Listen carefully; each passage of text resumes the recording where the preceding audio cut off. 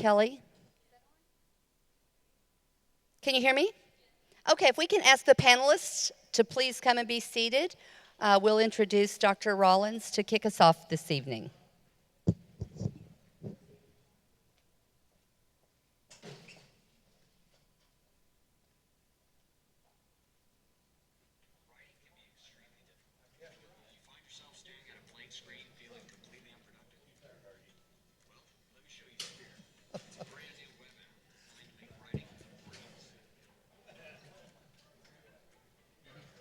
Is the computer supposed to be on?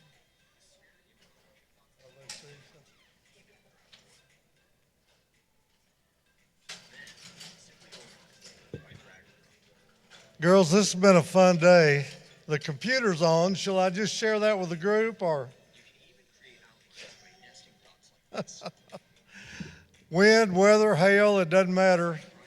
Great educators come out, don't they? And interested patrons and business leaders, we're so very glad to have you here at HAR-BER High School.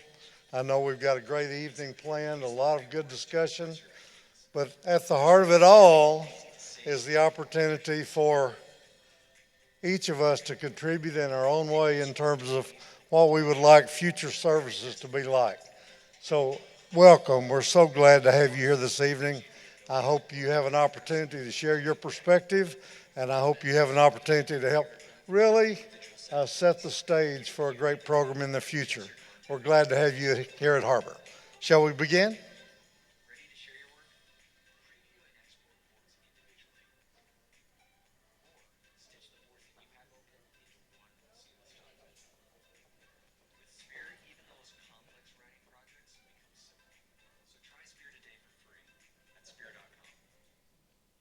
Okay, it's playing something. Oh, that's why. Okay, I'm Jennifer Turner, and I've been asked to bring to you a Why Are We Here statement. My name is Jennifer Turner. I'm from the Guy Fenner Co-op. I'm the CTE coordinator in Western Arkansas, and it's going to be very fast and furious what I share with you. If I can, I think I'll just use this, and we'll go forward. And so as we come together, the reason... Oh, that's hard. This is talking to me while I'm talking. So, my name is Jennifer Turner. I'm from the Guy Fenner Co-op. I'm the CTE coordinator in Western Arkansas. And it's going to be very fast and furious what I share with you. That's really hard to hear yourself talking right back at you. So, we're here because we have been asked to have a stakeholder meeting for the Strengthening CTE for the 21st Century Act, also known as Perkins 5. It was signed by Donald Trump in July 1st of 2018, and then it became law. It went through very quickly. It does have some new provisions that will go into effect on the 19-20 school year and the full implementation in the 2021 school year. This is really a great time for us to rethink what we've been doing. If we look at what Perkins 4 all the way back to 2006, and here we are in 2018, how much has happened in that time and how much has changed in that time. We didn't even have iPhones back then. So that's just a small piece of where and how much the world has changed around us. We do have a great time now of low unemployment. We do know that there are some huge skills gaps out there. We know that there's 1 million healthcare occupations that are going unfilled. There are, by the year 2025, will be 2 million manufacturing jobs that will be unfilled. And that is just so drastic for our communities. And so we're excited and we're hopeful that this will be able to help us meet those needs of our business and industry, as well as provide students a better life for themselves. When we look at the countdown to Perkins, it's a lot. And just so you know, all your directors and coordinators will have this presentation so they can share it with you. But what we are called to today is stakeholder meetings around the state to bring the interested parties together to give them a good informational view of what we're for, and then we'll ask you for some input through surveys of when we get to the needs assessment portion. But this summer, July 1st, our transition plan or our transition year will take effect, and 1920 will be our transition year with just pieces that will be required, and then July 1, 2020, the whole state plan and the whole plan will go into effect. So if we look at some of the changes, some of the biggest changes will be in definitions. I believe there were 28 new definitions in this law that were completely left out previously. So out of 55, that's a lot of definitions. And one of them will be the CTE concentrator. And most of us know that we talk about completers. All of our educators are familiar with completers. Well, all of the difference is in the terminology is a concentrator is a completer who hasn't graduated yet. So we are going to move forward discussing concentrators more, and we are going to move away from completers. And a concentrator will be a student who has taken 2 courses in a single program of study. That is different than we are used to. Okay, I just wanted to point that out.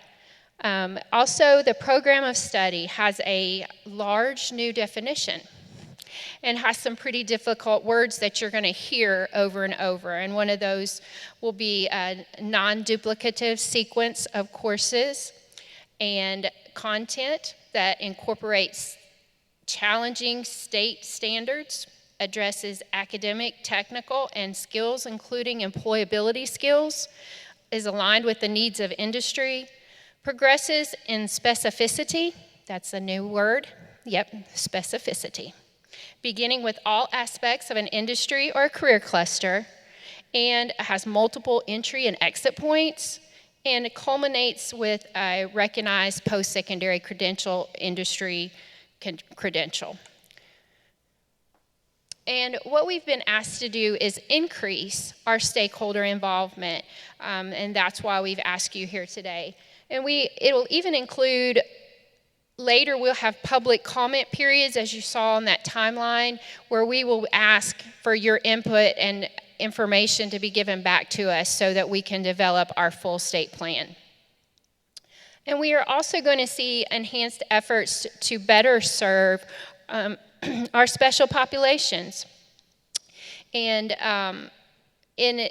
special populations is now also a huge definition. It is not what we traditionally think of, and it could be chronically underemployed, unemployed. It can be homeless individuals, youth from active military families. So those are some of the things that we can look forward to in this Perkins 5. Also, this is a really great time to encourage innovation, and we are going to be able to see that we're going to work with business and industry and look at those occupations and try to really align high skill, high wage, and in demand to be able to support our CTE programs. And as well as a new provision was that the middle grades are included. So grades 5 through 8, Perkins starts at grade 7. So we have a new provision that can allow for lower grades to be included. And then probably the biggest thing is requiring data-driven decisions. And we're going to see that over and over, which is going to be our needs assessment, that we take several things into account when we look at this needs assessment.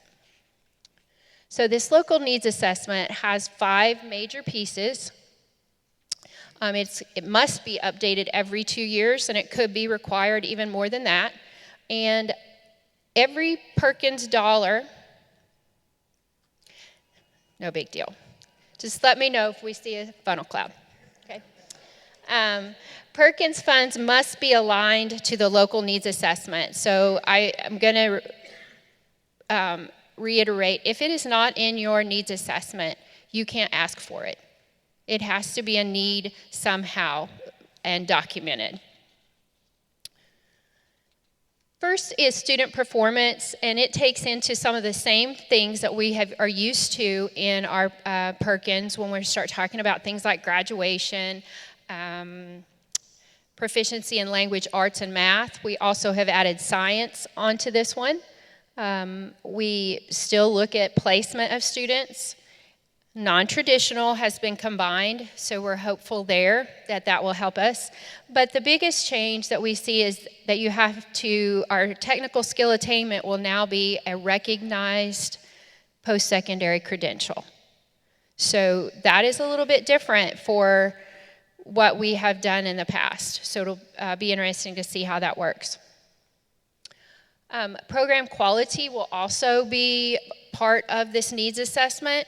The size, scope, and quality, which we look forward to the state giving us some formal definitions on that, exactly what we need to be looking at, but that will also be part of it.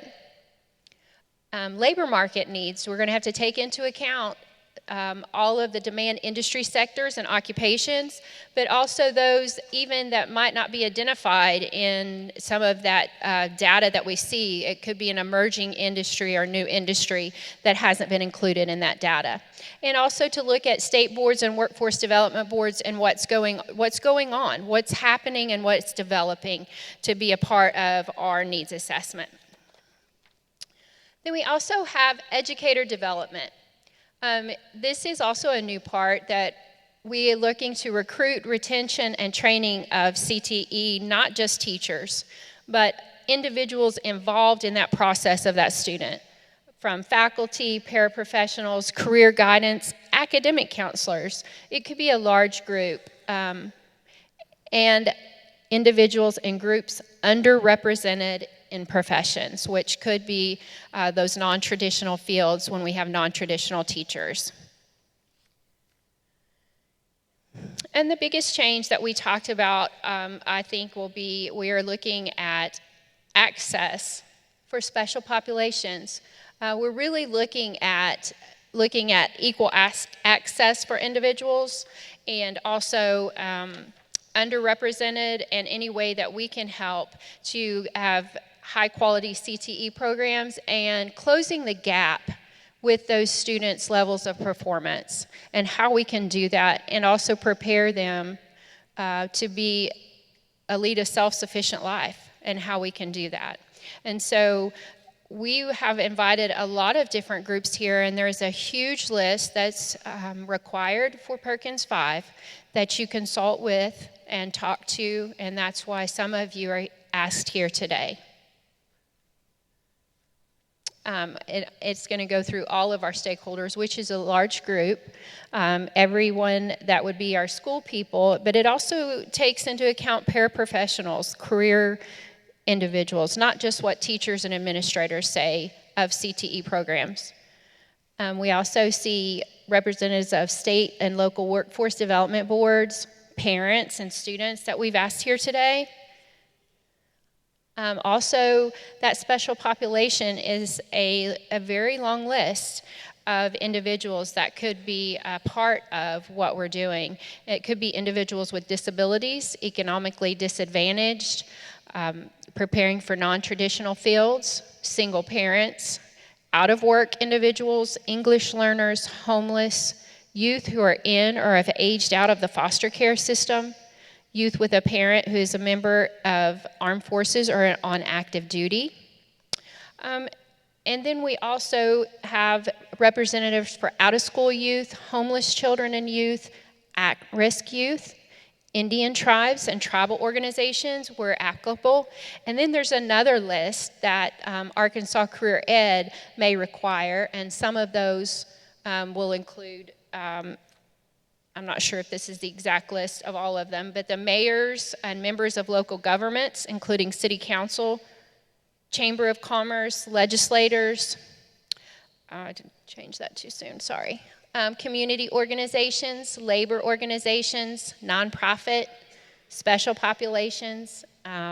We also have some new individuals that we haven't always included in some of our planning and directing, and it could be minority serving institutions. It could be charter schools. Charter schools are included in Perkins 5. We also have state workforce development, representatives of business, industry sectors, labor organization, and legislative individuals that could be represented. And you could also represent a lot of different areas. You might represent 10 different areas on this list or more. When we look at the progression, we are really looking at trying to implement these CTE programs and programs of study through this local needs assessment, and it will have to be updated, and hopefully it'll be something that you can revisit as the time and as things are needed, or as industries emerge or things come up, that we'll be able to go back in and work with it.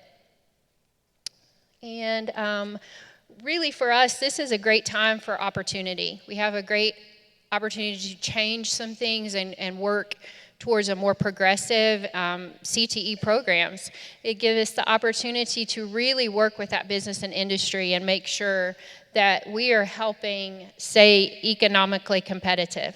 So I know that was very fast, and I promised them I would take 10 minutes or less.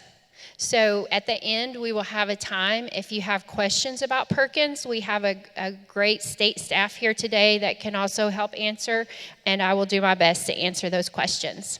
Thank you. And I would like to introduce Starlinda Sanders from the Bentonville School District. She is the CTE director, and she will be moderating our panel today.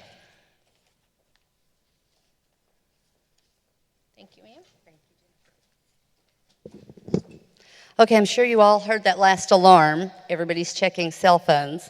I'm going to step off so that I can ask questions not to your back, but to the front. Dr. Rollins and his staff are checking the availability of rooms. We apparently are in the path of another storm that's anticipated to be here about 5:55 to 6. So they're checking rooms to make sure that we can shelter in place if we need to do that. In the meantime, while his staff is taking care of that, I'd like to ask the panel to introduce themselves. We're going to start over here. And if you would, tell us who you are and a little bit about, would you rather I start on that end? Tell us who you are and a little bit about what your stake is in this. How are you a stakeholder?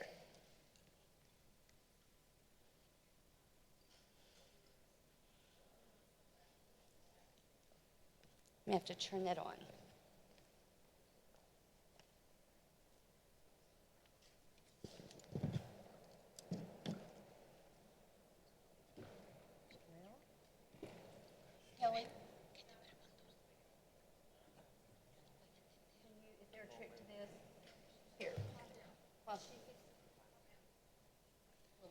Will that turn it on? Hello? Do you want to go ahead and slide it out? Okay. Well, my name is Kevin Brumfield, and I'm a George Junior High student. So. Hi, my name is Maria Brumfield. I'm Kevin's mom. Hello, I'm Nathan Wilkerson. I am a parent of this guy, and he is a student at George Junior High. I took your thunder. My name is Jaden Wilkerson. I'm a student at the junior high, like he said.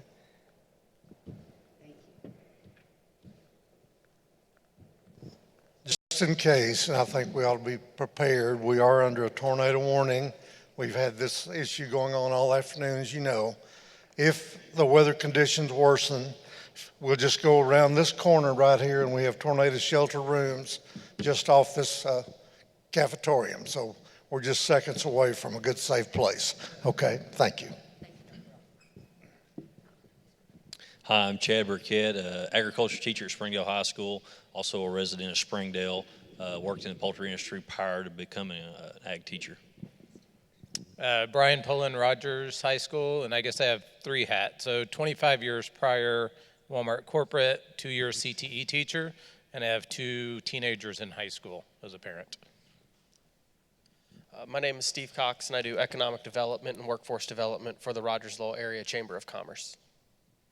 I'm Perry Webb with the Springdale Chamber. My name is Lance Eads. I work for the Springdale Chamber, and I'm also a state senator here in Arkansas. Thank you all. Before we get started, I'd like to remind everybody to sign in. There's sign-in sheets over here. If you haven't registered, that becomes more important because as you saw from that list that Ms. Turner showed at the beginning of the presentation, we want a variety of stakeholders. We want excellent input from a variety of stakeholders so that we really are making progress in meeting the needs of our community and the workforce. I'm going to start with our business and industry panelists, and feel free to jump in, but if somebody would like to take the first question, how can educators support training and recruitment as we work with business and industry to meet the local workforce needs?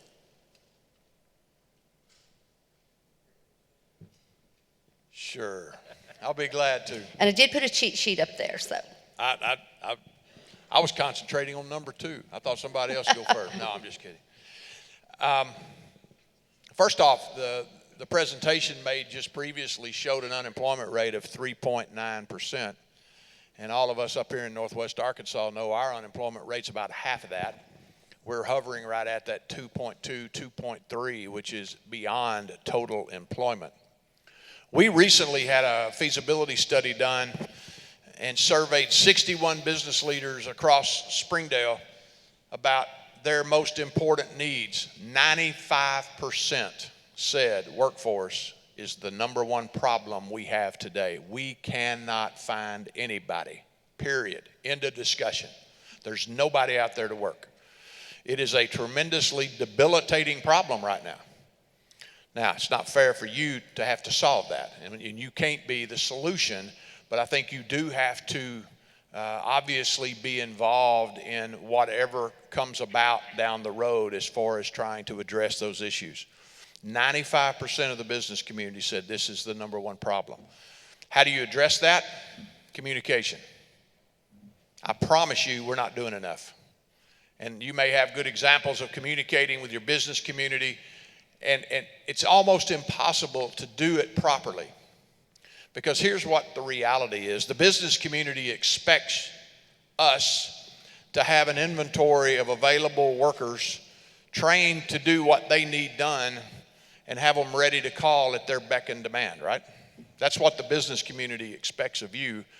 But the problem is the business community doesn't know but about 6 weeks out what they need. So how can you possibly fulfill that?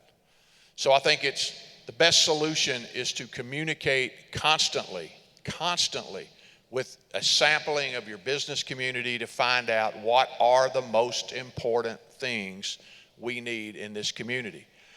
We've done a lot of this over the last several years, and I will promise you the most important needed, demanded jobs in Springdale today are the hardest for you to address. This is such a personal pleasure for me. I get to interrupt my chamber director. I don't get to do that very often. He's been trying to do that for 25 years and never pulled it off. This gentleman is one of my family members, I'll tell you. If you would, we'll try to come back and reconvene, but there is a funnel cloud in the area. Let's just get up and walk to a safe area. Thank you, Perry. It was fun, by the way.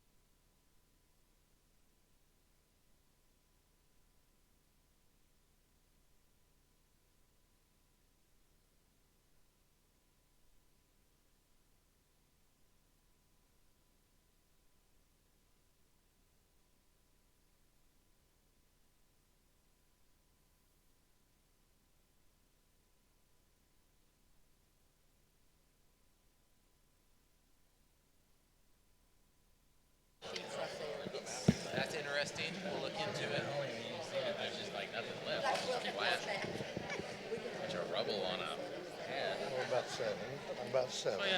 Give you about At least 20 minutes, sure. Thank y'all very much. We've all been through unstable systems in our region, and we've kind of got that working throughout the evening. It does appear that we'll be okay to stay here till around 7, but I know that y'all have to travel home as well. But I believe the plans are to give the panel an opportunity and to share input. We'll complete about 7 o'clock and let y'all get home. Does that sound good? Okay. All right. Mr. Webb, please come back. Y'all give him a hand, bring him back. Will y'all do that? Thank you. I was going to cut you off, Rollins, but Well, that'd be unusual. but I decided better on it. Hey, I'll wrap it up real quick. Communication, as I said earlier, there's never going to be enough with the business community. The business community will not come look for you probably because they're very busy, just like you are. So I think it is a mutual agreement that you have to communicate better. Thank you. Would somebody else like to weigh in on that question?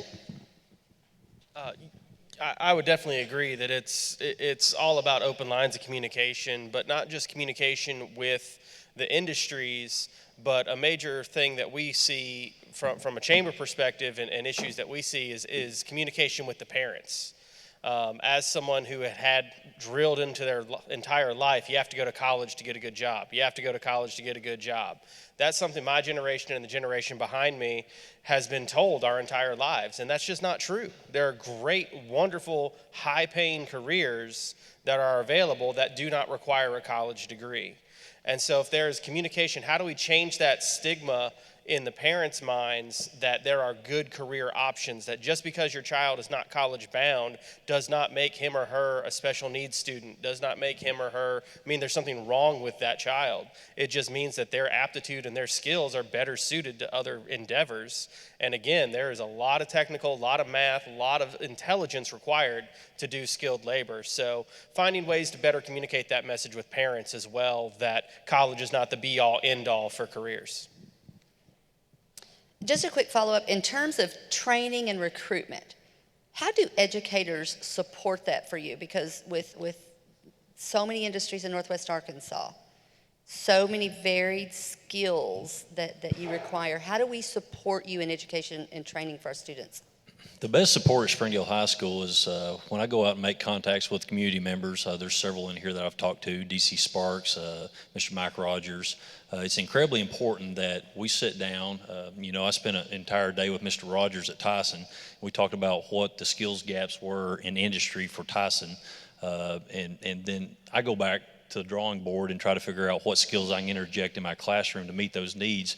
More specifically, though, in developing partnerships with community members, it's really important to get those community members in my arena. So bring them in, they talk to the students, they talk about opportunities, and then we structure all of our curriculum to meet those needs. And it's nice to have a variety of different partners in that arena. For example, Mars Electric, they come in and he explained the kind of student he needed. And so we worked in our ag electricity class to tailor to the needs of Mars Electric, and he hired a graduate upon completion. Northwest Arkansas Sheet Metal, very similar, looking for a specific skill set. And so we support that training, but in turn, I need industry to come in because I'm not a journeyman sheet metal worker, but Mr. Nathan Pennington at NWA Sheet Metal is, and so he comes in and spends a day with my students, and in turn, he trains me, and they see the skill gap there, and they develop a relationship, and he notices students that are really good workers, and then he's like, I want that kid, and that kid knows him. And so it's very important to get folks to come in. If you're a business leader, we would love to have you in. It's really cool when you work alongside of students. You see what we do. You can teach me some things so I can better meet your needs. And out of that, I'm better able to support my community. In turn, you're able to train me, and I'm better able to train students in order to plug them into your business. But the coolest thing, I was talking to Mr. Rogers earlier. I was talking to some other community members and business leaders. It's really cool when I can develop a relationship to where I'm close enough and they understand what we're trying to do as a school, to where when I say, hey, this kid will work, he'll fit your needs, there's a mutual trust there, and then it's a really smooth transition, and it meets what Mr. Webb was talking about. They come to me, I need these guys, and then I can really go look for what they specifically need. Can I switch over to students and parents for just a second with that? How important is it to you? How impactful? What is the impact for you in the classroom? Parents, what do you see in your student as a result of bringing business and industry partners into the classroom or doing field trips or other work-based learning experiences? Can you speak to that for just a little bit? Y'all just jump in. I know you've had guest speakers. Tell us what that means to you. How important is that to you in the classroom?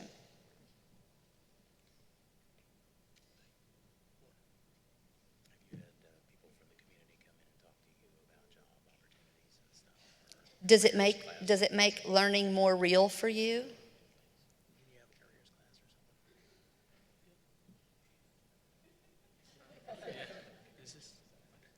That's not necessarily you, I'm just saying.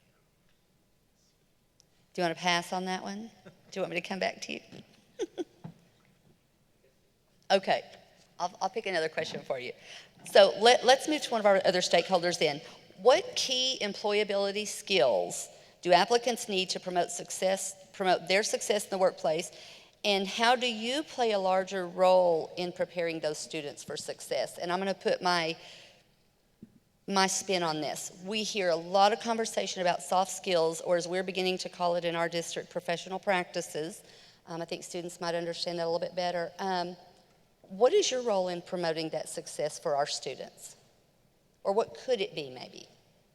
One of the things I think moving forward in the business community that's going to be so important for our applicants as well is the ability to adapt.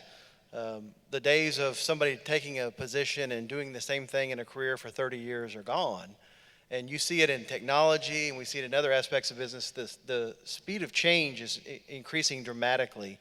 And so for somebody who has the ability to adjust on the fly as things move a different totally direction maybe than they thought they were going to be going is a huge benefit to make someone some more employable. And I think that we're going to see that as our businesses change, they're going to need to be able to do that. Our education system is going to need to be able to change quicker, and our applicants are going to need to be able to change and adapt quicker as well. And it's going to be so important moving forward. Perfect.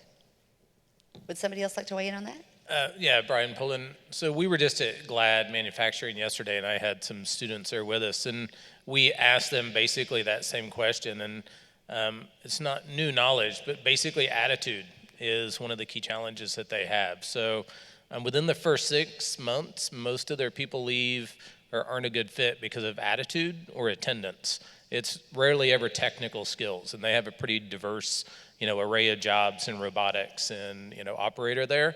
But generally, it's those core people skills, if you will, and teamwork skills that are causing people to lose out on $50,000 plus jobs. Good deal. What partnership opportunities are available in business and industry that offers meaningful career and work-related experiences? Where do you see the opportunities that we're missing? Well, the word liability got involved in this conversation about 10 years ago, and a lot of the liability underwriters and carriers have said they're not going to allow an industry to bring somebody in, specifically if they're under the age of 18. Dr. Rollins and I were in a meeting, and I don't know where Jim skipped out to. Oh, there he is. I was going to get you for leaving. Okay. Dr. Rollins and I were in a meeting about 3 weeks ago with a new hospital administrator here in Springdale, and he asked the question, how come your students aren't in our hospital anymore? And Dr. Rollins said, well, previously the administration said that became a liability and we couldn't put those kids back in the program. And he said, well, let's figure out how to do it. Point is, there are ways to do things. The easy answer is we can't do that business because it's a liability factor, but there are ways of making things happen like that. And I think that's on all of us to figure out where those wrinkles are. Maybe they don't have access to machinery, but that doesn't mean you can't have them in learning some skills in the office sector. The hospital administrator said, I have 7 disciplines in my hospital. We want all your students in all of your classes under those disciplines in our hospital, and they're not all medical. They're accounting, nutrition, industrial maintenance, and hospital maintenance. And so there's a variety of things they could do, construction that they could do. So I think we have to think outside the norm just a little bit and get outside the box. And quite frankly, there may need to be some legislation tweaked that would give some indemnification to some of those business communities in order to get those underwriters satisfied. Yeah, that's been the big challenge, is the insurance companies and saying, you can't do this because you're under the age of 18 and you don't, not workman's comp and things like that if there is an accident or an injury.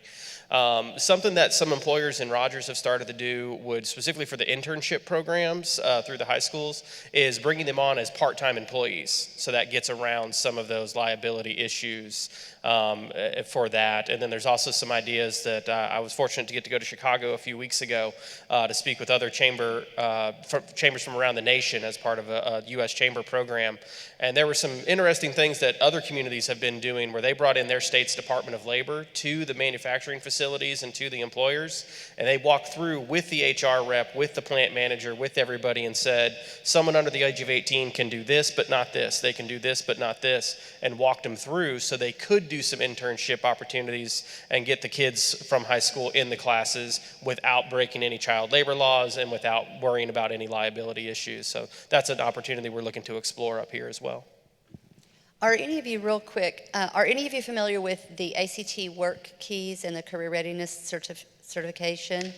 Have you had any of your jobs profiled to identify what level certification those students might be able to perform those jobs at?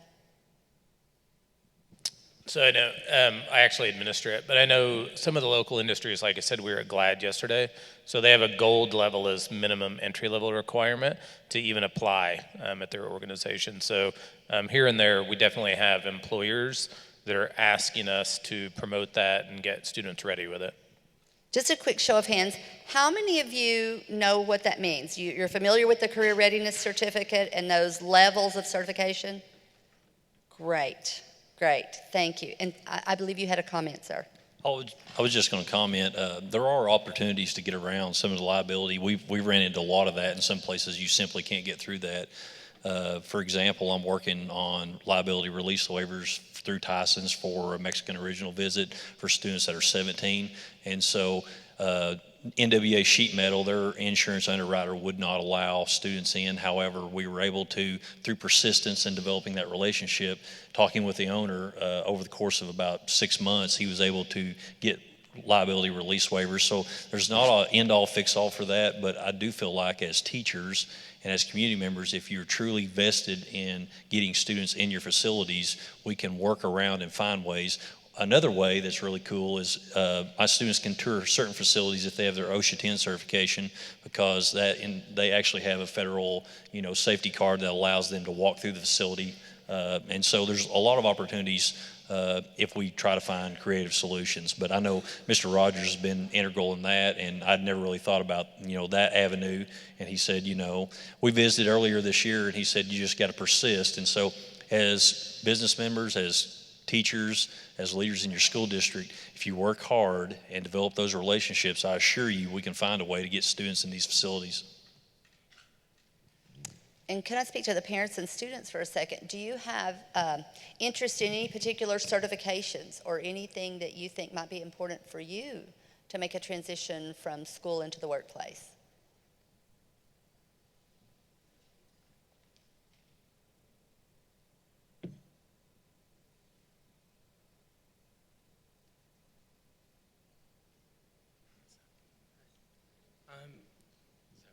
Is this working?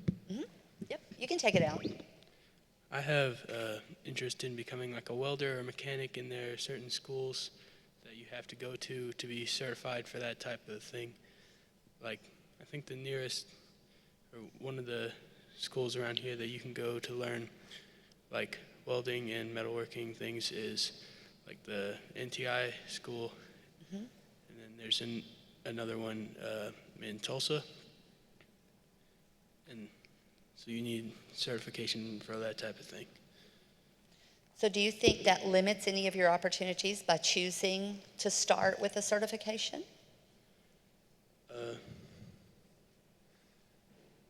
Yeah, maybe. I don't know. Maybe not?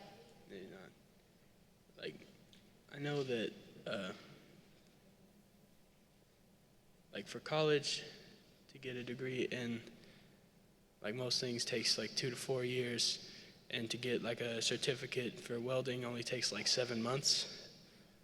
So it's a little bit like less limited than other career paths. Sure. So it gives you a head start so that you can get out there and start, and then still, college is always an option. The next step is always an option. Yeah. Yeah. Do you want to add anything to that? I was just thinking of more certifications people should have. So like accounting as well, or,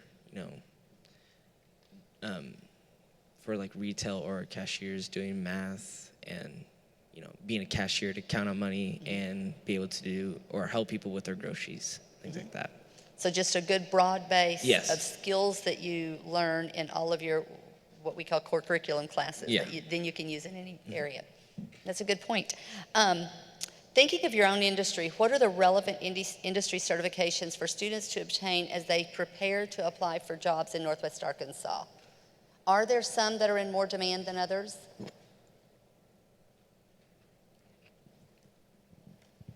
Just to touch again on safety certifications are very important. I think OSHA 10 is across the board now. I know a lot of contractors, in order to get on any kind of federal job, you have to have OSHA 10, some jobs OSHA 30. And so safety is always, the most important factor in any job site, whether it be, healthcare, construction, welding, plumbing, electrical. Additionally, I keep coming back to Mr. Rogers, but he's kind of led the way on certifications, and there's some really unique opportunities out there for students, and we actually have a variety of different certifications that are provided free, and based on what the students are interested in, I really don't think that we should limit students at all with certifications. I think they're all prevalent because even though, you may work in an office or healthcare, it doesn't mean that you might not need to have CPR training, or, if you're a nurse, you might need to understand how a simple circuit works. So basic understanding of electrical systems would be very beneficial. So we try to create opportunities. We set up our classes during certification training modules where students can pick and choose. However, there's certain that are required, and it just provides students with a wide array of skills. So because really, a lot of folks don't know what they want to do when they're 30 or 40. And so, if they can experience a lot of these different skill sets, then it helps them make better choices. It also makes them better employees, more employable. Good deal. I think in Northwest Arkansas, CNA is a very high demand certification that's there, and that's also nationally as well. It's in the top 3 most in-demand careers right now in terms of specific certifications. So that's one that plays a massive role with children's and their continued growth, with Mercy, with Northwest, Washington Regional, all the hospitals in the area continuing to grow, the clinics popping up. Medical and healthcare is a tremendous growth opportunity and tremendous career need as we move forward. So the regulations for CNA instructors are housed not with the Department of Education or the Department of Career Education, but with the Department of Human Services. And so there is a legal requirement. I think this has been up for debate for a while. I don't know that we've really put it to bed yet, but there's a legal requirement that a CNA instructor must have 1 year of long-term care experience in the last 5 years to train CNAs. So one of the dilemmas we face in education is if we have well-qualified instructors who can train those CNAs in our medical professions courses. They may have bachelor's degrees, they may have worked for many years, but they've not had that 1 year of experience in the last 5 years. What are potential ways around that? What are potential fixes for that? Because this is not the first time we've heard CNA. That comes up in conversations over and over. And the second part of that question is, if we can't get past that, are there other trainings, other certifications that educators can focus on to meet that same type of need? I'll let the senator handle that one. That sounds like a legislative question.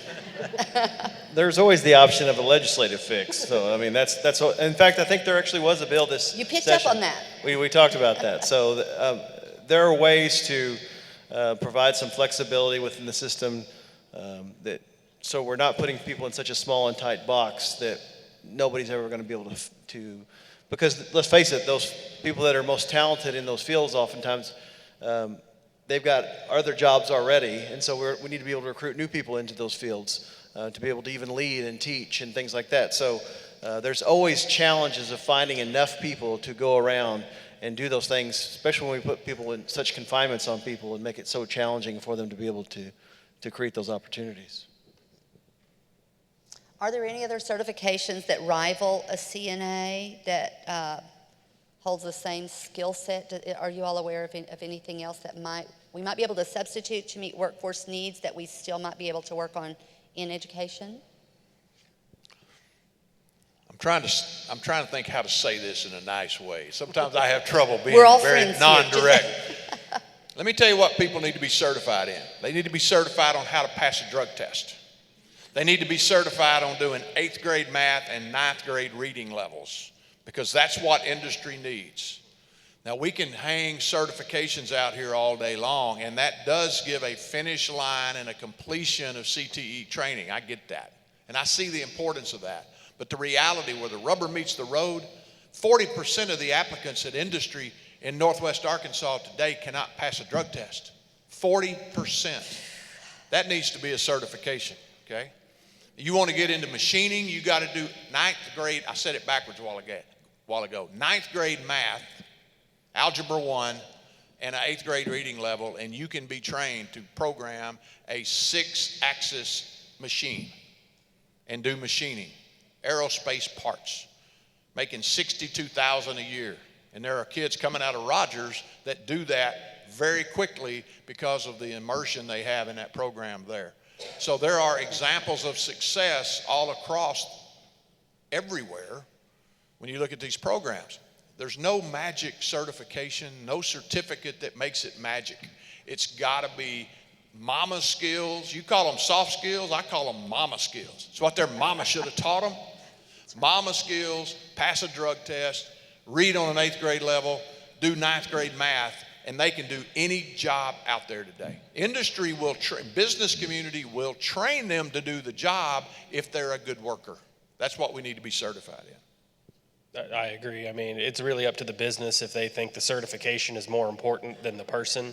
It's the quality of the applicant as much as it is the quality of the certification. And businesses want to train, and you got a lot of people, employers that will bring in someone if they want to further their career, they want to get a certificate, or they want to move into apprenticeship or journeyman training or things like that. You know, they will pay for their employees to go to college and further their career as long as they continue to work or get that next level of certification. So almost every major industry in Northwest Arkansas has some form of educational assistance for their employees. And I would add one other thing. News. The employers will also teach the classes to give your kids the certifications that are needed. That goes back to communication and involvement, and they will pay the bills to make a better employee opportunity. Outstanding. So from our students and parents, have you heard anything here today that's maybe especially impactful for you, or something you might need to take home and think about? Things that you maybe didn't know before you got here today.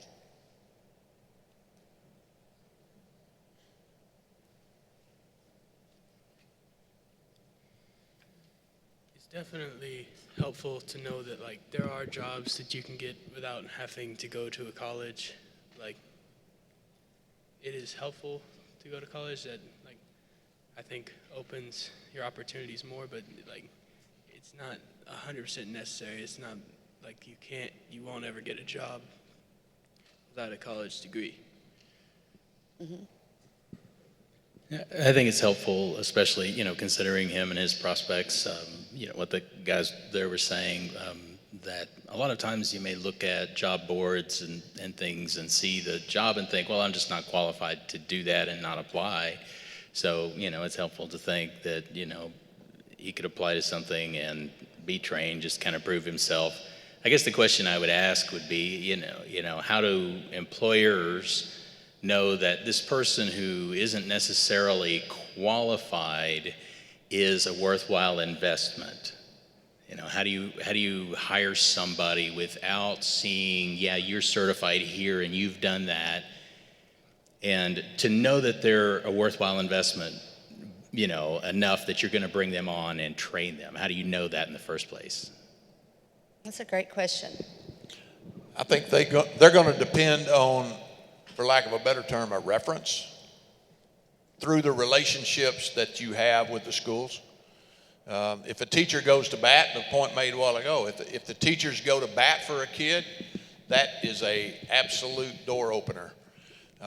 Because I promise you there's some kids they won't go to bat for. And so if they're honest about that relationship and can evaluate the kid based on how they perform, you know, there's not a whole lot of difference. If you look at it, quite frankly, there's not a lot of difference between performing in the classroom and performing in the workplace. It's all about doing the job you're charged to do in the right way and following instructions. And so I think the references that teachers can give will be the best absolute answer. I guess the question that I would ask the educators would be, you know, how do you communicate that to the business leaders? It's obviously, it's informal, you know, I mean, just the relationships, but a lot of the outcomes in education is generally more academic, college-driven, transcripts, GPAs, standardized testing scores. Is there a mechanism whereby you can rate the employability of someone who's on a vocational track, maybe a school resume or something like that? Do any educators like to field that for us? Because this really is just a discussion. Let me give you this. Our English teacher this year, she had all the seniors create a senior portfolio that included community service that they've done, as well as a resume, and they had to have 3 letters of recommendations, 2 from teachers and 1 from someone in the community. So that's one way, and we have quite a few seniors who are planning on going right into the workforce instead of going into college. I'd like to add to that. We require all of our students starting at sophomore year to have a mentor, and that personal mentor needs to be somebody in the business community, not a relative. So it starts that relationship. And I teach engineering, so I get phone calls from business partners that I've developed the relationship with, and you can't do it without that relationship, but they will describe exactly what type of candidate they want. These are the skills I'm looking for. Do you have a student that fits that mold? And I mean, I tell my students, you are interviewing for your first job every day that you come and see me, because people are asking for you, and they're asking me to vet you before I send your name on. So my biggest recommendation for you 2 young gentlemen is to reach out and find a mentor. And at your ages, that's a really hard thing to do, because you have to talk to an adult that you don't know, and it's a relationship that adults are eager to be part of, and students find that really difficult. And the sooner that you can develop that relationship, the sooner that you're going to see the benefits from that. I had a student that drug her feet to get a mentor. She found an engineer, and now she's going to be working on a graduate project as a senior in high school. So it's more common than you think. You just have to get out and find a mentor. And to our students and our parents, is that, how well do you think students make the connection between performance in the classroom translating into performance in the workplace? Do you think students see that connection? Do you think they take it seriously, the classroom seriously, knowing what you've heard from some of the employers?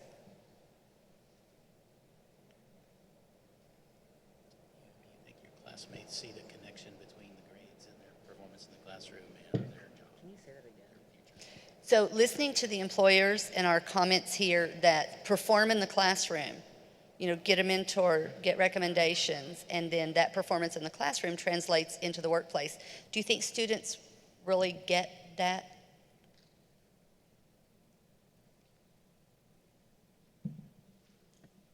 I think maybe not as much, because maybe some students are, you know, don't take it as seriously as much as others would do.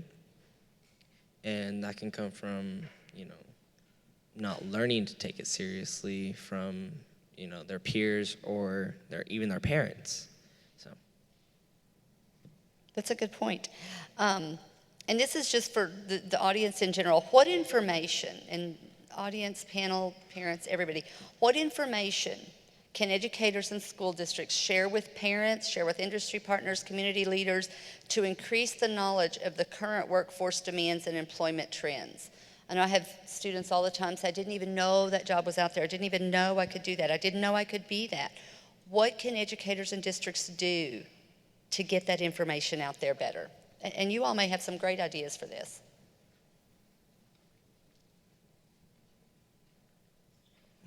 Well, I'm thinking more for like kids or students who are in the academies, having like student career days, so that students that are in academies can come talk to younger students that are below them in grades about what they're studying, and then what they're studying can open up for them. So like what jobs they're able to take from what they're studying, so that the students who are in lower grades can notice that, oh, that job exists as well, not just being an astronaut or a vet or a police officer. So my follow-up to that, since you say those three things, do you feel like students recognize primarily the careers they see on television, or do you think they really realize the things that are out there, the opportunities that are available to them? I think, seeing what, for example, like what kids see on TV, they can mostly see like fire departments and police officers. So like, oh, that's a cool job to take. I'll do that when I get out of high school. But then they just kind of set themselves on that and not, open up their mind to something else. Anything you all can think of to cause students to open their minds up to something else? Anything we can do to help that? Business careers and, business fairs and more career days, I guess. Okay. That can help. Do any of our partners have ideas? Because I know you all probably have students that have come through the education system. Well, one thing I would say is we talked earlier about making sure that as educators, people are out in the business community learning what's important and relevant and current. The same thing, if you think about the state's gotten more and more flexible about allowing people to bring in people into the education world from business and industry to actually teach and to present and share. And we have some of the top businesses in the world right here in Northwest Arkansas who recruit some of the top talent in the world. And so if we have the ability, we need to be making sure that we're bringing those people into our classroom, and so that the students see firsthand who these people are, what the possibilities are for all these different jobs and businesses that we have in this area that they could do. That's not us talking down to them or talking at them about something. It's somebody who does that every single day, and they see what the opportunities are in that particular field. So important. That's a great point. How do we improve access to career and technical education programs as we promote equity for all students? And again, back to that list of all of our stakeholders. How do we improve access for all students? And this really may be a question for some of our audience, for some of our parents. How do we promote the access? How do we raise awareness? How do we make the connections between here's the career, here's the certification or the credential or the training or the college, and get that information out in the most usable way for you? So we can bring industry into the classroom. We can have more career fairs, business fairs. Anything else we can think of? Any missed opportunities? I know in my classroom, we try to have, we've had 20, 30, I don't know, maybe 40 different businesses in. It's incredibly important for industry to get in front of our students so they can make a connection. They need to see pictures, videos, know what they do, know what earning potentials are. And then we need to get on site. And so touring facilities, students see things.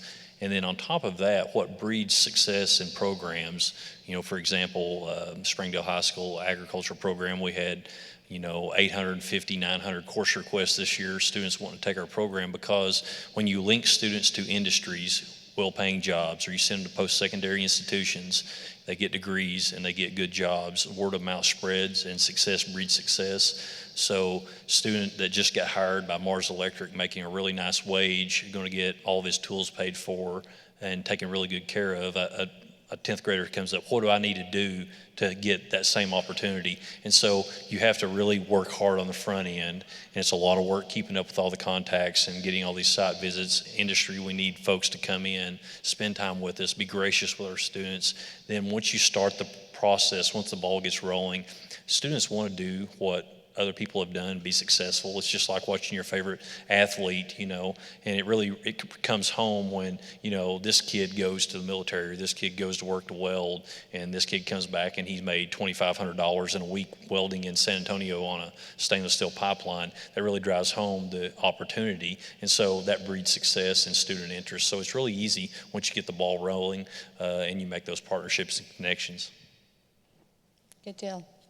So I'm sorry, Yeah, go ahead. I think, one critical awareness point is, because students obviously sign up for the classes a year before they take them, but having 2 teenage daughters, I can tell you, you may estimate the amount of thought that goes through a student's mind when they pick their classes for the next year. So you may be right. I think critical marketing and awareness happens the year before the next school year. And telling them why it's important to take certain pathways in classes versus just their friends being in them, or they had this available in this hour. I mean, there's a host of reasons they take classes that don't align with career or college. And so just better marketing of the benefits of the program and what's available. That's a great point. My last real question, what does 21st century career and technical education look like in Northwest Arkansas? Because what I've learned is Northwest Arkansas is its own animal. It's not like anywhere else in the country. So what does a 21st century workforce look like in career and technical education? One thing that I always try to make my students aware of, since I spent much time in corporate, is they're not really just competing with Northwest Arkansas. They're not even competing with the state of Arkansas or the 4-state area. Literally, if you're at Walmart or Tyson or J.B. Hunt, you're competing with the best talent they can convince to move to Northwest Arkansas. And that's all the way from entry level to the next promotion to the next officer. And so they need to sharpen their game to the point that they're not just the best in their school or the best in their region, but the best of anyone that's willing to come to Northwest Arkansas. That's a great point. I think something that we do as a region very well, and it kind of goes back to what Perry and Lance had said earlier, it's communication and it's flexibility. I feel that the schools see that this is a budding career, this is a new opportunity, and they're willing to create a new program. They're not just locked and rigid and saying, this is what we've always offered, so this is what we're going to offer.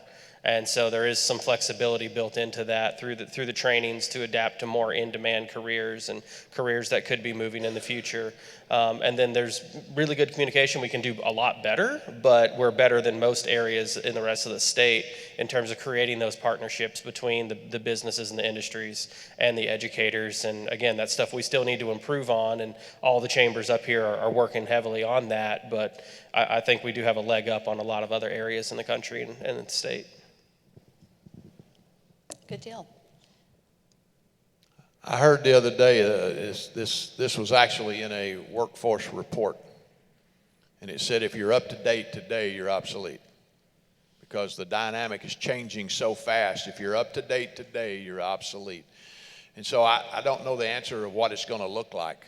I will tell you it's going to be more efficient. It's going to be more driven by the business community. I don't know what driven means. I just know that that's the way it's going to be done.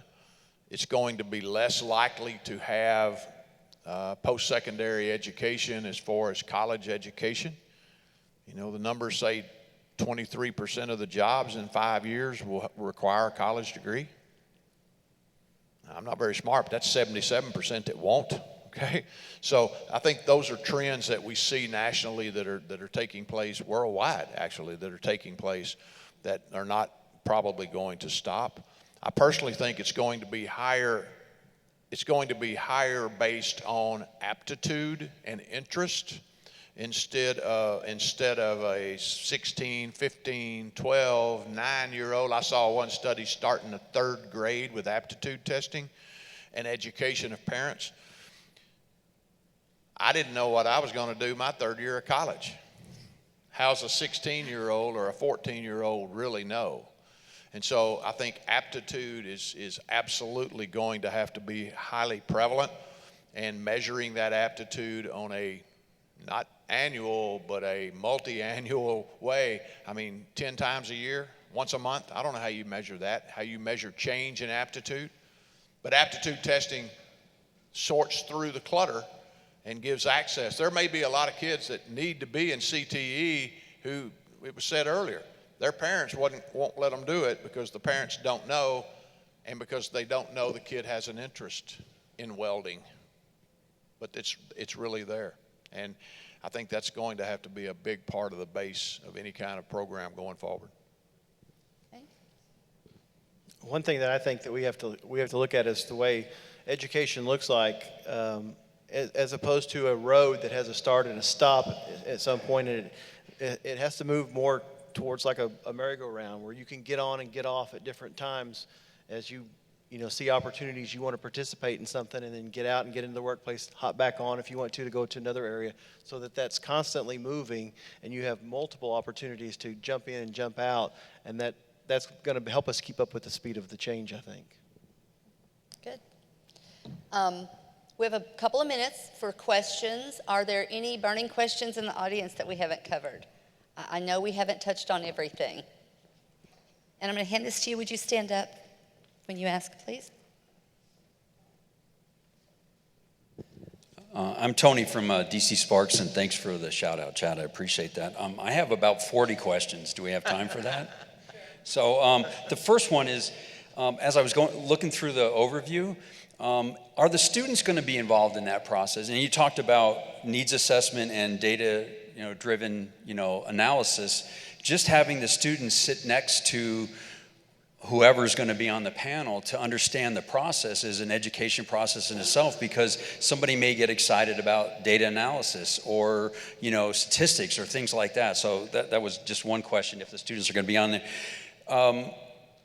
The way I see it, I'm sorry, I have a mic and I'm not going to give it up. So what I see is it's a branding issue, right? I look at it from a marketing standpoint. You have a product, and you're trying to get that product in front of the consumer, which is the businesses, and it's more of a marketing issue and trying to figure out how to brand this. So Brad and I were talking about doing signing days, where you promote the fact that this student has now signed on to go to NTI, or this student has now signed on to be working for Mars, or maybe someday DC Sparks, or Tyson, or wherever, and promote that as a really good thing for that student, and then that publicity gets out. There was an educator over here who talked about mentorships. Well, how about getting with NTI and NWAC and finding out those students that have just graduated from high school are now in a program and using them as mentors? Because talking to the old guy in the room is not going to do it for a student. But if they're talking to somebody who's only 1 or 2 years older than them, it could be an opportunity for them to see the light and see the options that weren't on there. The other thing is, you asked, we're talking about businesses, how students can set themselves apart from the other students. And another educator over here talked about community involvement. Working with a nonprofit, there are very little age restrictions in most of the nonprofits. And so volunteerism shows an employer the capabilities of that student to do things aside from schoolwork, where you have to work for a nonprofit and have a project and a deadline and a budget and all that stuff. So I don't really have any questions. I just have comments. Sorry. The issue of the certifications and CNA, there should be or could be an opportunity where the students could be trained and taught what is needed for a CNA certification, and then maybe the program could be changed so that the students could then test out of a lot of the requirements, because now they've had 2 years of CNA training in a high school. And then when they meet the age requirement, instead of them having to go through the 2-year program, they can volunteer at a hospital and get credits or get, credits or get get hours towards that, and so that they wouldn't be starting from ground zero when they graduated to get into the CNA program. Like Perry mentioned about soft skills. It's not just the high school graduates. I mean, we're dying for people that are in their 20s and 30s to understand what work is. And so part of it, sorry, I have the mic but part of it is the misalignment of expectations. So you have those students that are going to a four-year college, and maybe the education process could do better at aligning the expectations that even if they go to a four-year college, we have applicants coming that have a four-year degree from a construction management program, have never been on a construction site, and they expect to be the project manager when they graduate. And so it's just a complete, so they're thinking they're going to go to college and get this $60,000 a year job when they don't even know the business end of a screwdriver. So being able to, again, I just look at it as branding. If we could brand the supply of product and align it with the business needs, I think there's a better opportunity. So I, myself, am willing to talk to any educator, come to any school, and do whatever we can to be part of this process. As they say in the movies, I hope you got that on film. I don't know that we took that many notes. Those are great points. Some of those I've heard mentioned before, some I've never heard that. How many educators in the room have a signing day of some sorts at your school for anything other than athletics? Outstanding. Who's here from Bentonville schools? So Bentonville West today held their signing day. And it was run just a little bit like the NFL draft, except they didn't have T-shirts, but they flashed up the alma mater of the college they were going to and their fight song. And then when it came to those students that had already had meaningful employment lined up, those were the guys that were going pro. They went pro. They're already in. They've got the job. They're in. So I can say, on behalf of our school district at least, that is a very important way to recognize your seniors. I think for many, many years we've recognized those athletes that are going on, but if you look at the number of athletes that are going on as compared to the number of students that are going on to something, whether that's college, whether that's Tulsa Welding Academy, whether that's into the workforce, they're all going somewhere. There was a gentleman at the State Department, he used to say, enlist, enroll, or employ. Those are the 3 E's that we're looking for, enlist, enroll, or employ. So, does anyone else have a question?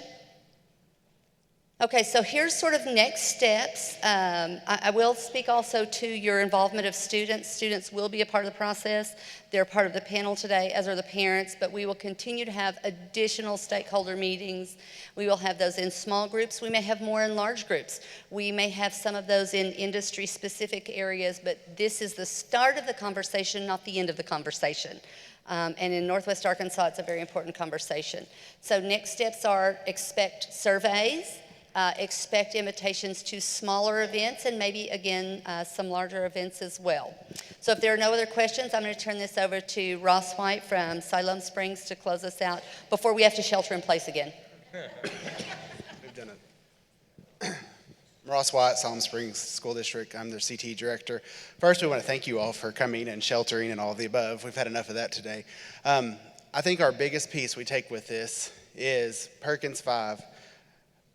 It does so much with the stakeholders, and everybody in this room represents multiple stakeholder pieces, and I think that's the part we need to look at from an educator to our business and industry to our parents and students. Those groups mean a lot, and a lot of the things that we heard tonight resonate with me on 3 things, and that first one's relationships, and that includes everybody from the parents to the students to the teachers to the administrators to the business and industry. We have to form those relationships, and so many of us in this room have done that and continue to do that, but then to take those relationships to the next level of partnerships. And we have to partner and we have to work together for the best for our students, because what I always say to my teachers and I say to our business industry is it's all about return on investment. Okay, what are we investing in these kids and how is that going to benefit us? How is it going to benefit our community? How does it benefit our state, and so on? So that second piece of the relationship to the partnership, but then the third piece is to the opportunity. We can have all the relationships we want. We can have all the partnerships we say we have, but if we're not giving them opportunity to grow with it and move forward, then where are we? And so I think that's a big piece with Perkins 5, and I think as a state, we're moving in the right direction to really grow those 3 pieces. But that's what I want to leave you with, is to think about what are those relationships, how are they forming those partnerships, and then what are those opportunities for our kids in their future. So safe travels home, and hopefully you all have a great evening. We appreciate you being here.